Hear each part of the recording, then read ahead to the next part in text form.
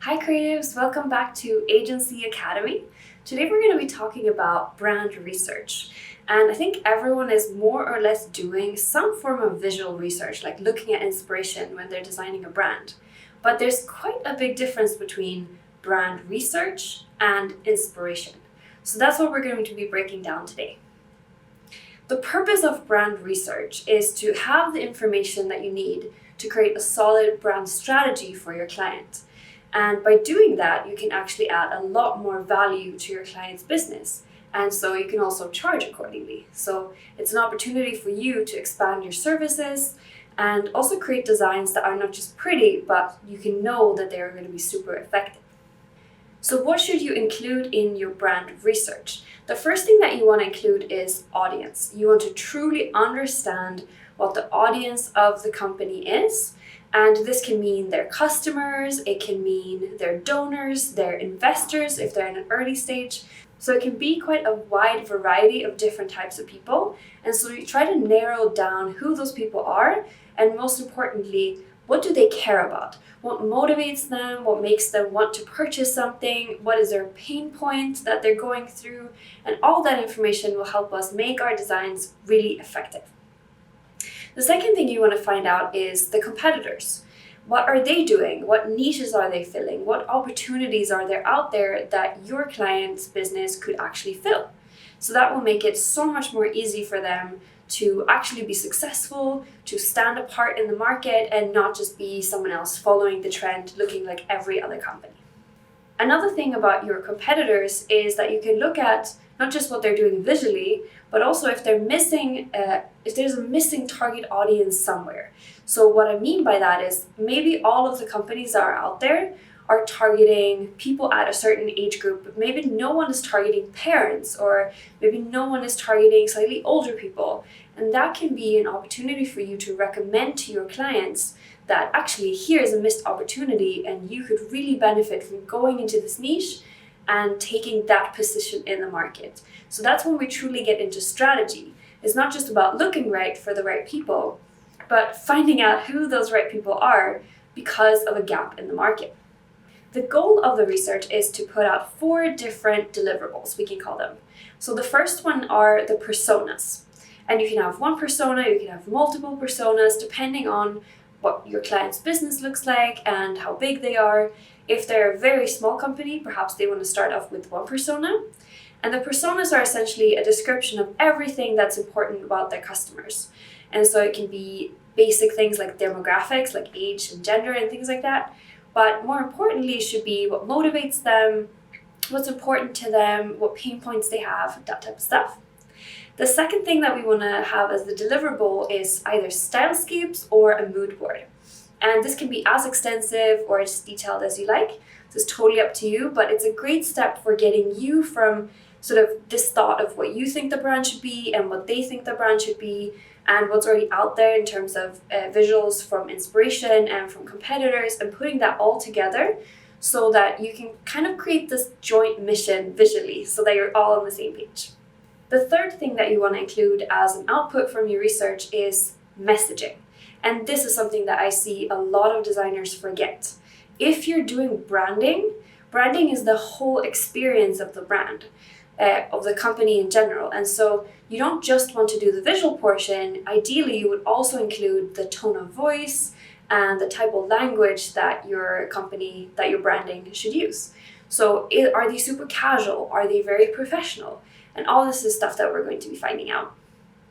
The last one is going to be opportunities and trends. So perhaps you're finding, like we said, oh, this audience is not being targeted, or everyone is using much more natural materials and going for a feeling of comfort. Then that can be an opportunity and a trend that you're bringing up with your client. So now we're going to dig into the step-by-step process to actually find this information. So how to actually conduct brand research. The first step that I like to do is to ask my clients what competitors that they already know about, and then just do simple Google searches, looking at news articles, that type of stuff, to identify the different competitors, both indirect and direct, that you can find on the market already. So finding competitors is step 1. Step 2 is to identify keywords. And this might sound like an SEO thing, and it's great for that, But knowing what keywords that audiences search for already to find similar companies is a great way to find out what they value and what they care about. So you can use tools like Moz. I'll put all of these in the description. You can also use tools like Facebook's Ad Manager and just put in different audiences and see what the cost of acquisition is, that type of stuff. So all of these ones are great because you can see what keywords your competitors rank for, and you can then start looking into which ones are easiest to pursue for your clients and which ones will actually be profitable for their business and a good idea to focus on. Since we know who the competitors are at this point, the next step is to go to their websites, and their website will reveal a lot. So the first thing that their website will reveal is obviously the visual. What is the visual branding? What's the visual language? What does their logo look like? What colors are they using? What fonts are they using? What photography style are they using? And then you can start to look at messaging. What tone of voice are they using? You can also find a lot about who they think their customers are based on the language on the website. So that's something to take note of. So once we have that, I like to go to the competitor's social media or review sites and testimonials and look for the wording that the customers or the audience are actually using to describe both their problem, but also the kind of solutions and the things that they found helpful or not so helpful with working with the competitive companies. So if someone's saying something like, I love this diaper brand, it's so helpful because it's really soft and I can see when I need to change the diaper, then that's something that you can use. You know that these are things that their audience cares about. They want to know that the materials are good and they want to know that it's easy to see when to change the nappy. So in that case, that's something that you can then incorporate into your branding and your visuals and your communication strategy for the brand that you're advising. The next step is a little bit more hardcore, and I love this one because people typically skip it and it has so much value. And that is looking at government reports and trend reports. So it can be anything from going to Google Scholar and searching for something related to the topic or the psychology around the product that you're selling or the service that you're selling, and see what research has already been done on how people think around this. So to give an example, I was working on a brand that had to do with tourism. And I was able to find a study that showed how long people like to be away for, what they valued in a typical holiday, if it was a hiking experience, if it was a camping experience, what were they looking for? And just to be able to find something like that with actual data is so helpful for your brand strategy and something that is always kind of impressive when you bring it to a client as well.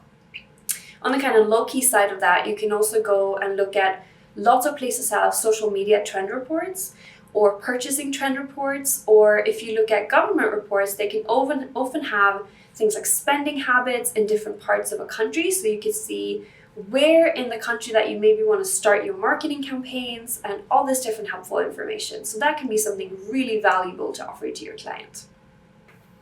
Next up, we're going to go into the slightly more familiar, I suspect, which is the visual research. So here you can go to places like Pinterest, to Dribbble, you can go to design blogs, and also, of course, to physical locations like museums or around your city. You can also visit the company that you're working for and perhaps see what their culture is like, what they value as a company, and you can use their product to find inspiration in what the product is like, or maybe sit in on one of their meetings and find out what the service is like. So all of this kind of gathering information from existing inspiration. So that's going to be our last one. So now that you have all this information, the next step is to take the information and try to look for red threads. Are there any specific visual trends that we're seeing? Are all of the competitors using blue and really conservative language, for example? That might be a hint that, is it something we want to do? Is it something we don't want to do? And then you put all of this together in, I like to do a report, but at least in some sort of presentation where you can showcase it to your client, explain your reasoning, explain your process, why you looked into these things, and what you came up with. As always, I like to have some sort of sign off at the end. So being able to say, this is what we came up with, maybe they pick between one of the stylescapes that you provided. So showing some sort of direction in the design and just knowing that we've agreed that this is now the foundation. These are the personas, this is the stylescape that we're picking for visual direction, and this is the different trends that we want to pursue. So having some sort of sign off at the end is always a really good idea. So I hope you found this helpful. Brand research is something that I am super passionate about, and I would love to hear in the comments if you want to leave sort of the sites that helped you do brand research, your approach to it, if you found like a blog post that you thought was super interesting on this topic. I would love to hear it and to read it all. And if you thought it was helpful, then like, subscribe, hit the notification button, and stay posted for the next Agency Academy episode. Good luck with your projects, and see you next time.